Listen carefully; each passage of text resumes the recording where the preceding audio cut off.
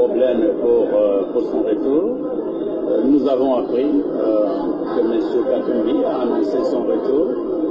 C'est une bonne chose, le parquet l'attend, parce que les dossiers judiciaires qui sont les siens, il va les trouver dans l'état où il les avait laissés.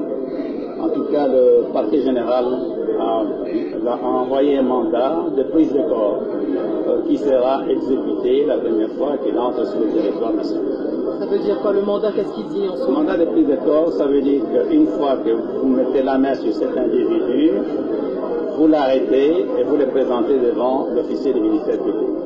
Et par rapport aux réactions de la population, parce que nous avons vu et nous savons qu'à Lubumbashi, par exemple, à propos de Moïse Katumbi, nous voyons les jeunes alertés, ils disent qu'ils sont prêts à pouvoir payer une caution pour leur leader. La force restera à la loi. Notre code de procédure pénale est très clair. Lorsque un juge, vous êtes dans la salle d'audience, décrète que vous devez être arrêté immédiatement, on vous arrête. Si vous n'êtes pas dans la salle d'audience, la première fois qu'on met la main sur vous sur le territoire national, on vous arrête. Ça, c'est le code de procédure pénale tel que les Belges nous ont légué et que nous n'avons pas changé. Donc ces dispositions-là ne vont pas changer et la force restera à la loi. Donc quand il atterrit, il sera immédiatement arrêté et conduit devant l'officier du ministère. Et par rapport à Jean-Pierre Bemba, on sait qu'il a écopé de 10 ans de prison. Est-ce que cela peut faire que ce soit un problème par rapport à sa candidature? Non, la candidature à la présidentielle trouve le fondement juridique dans la Constitution.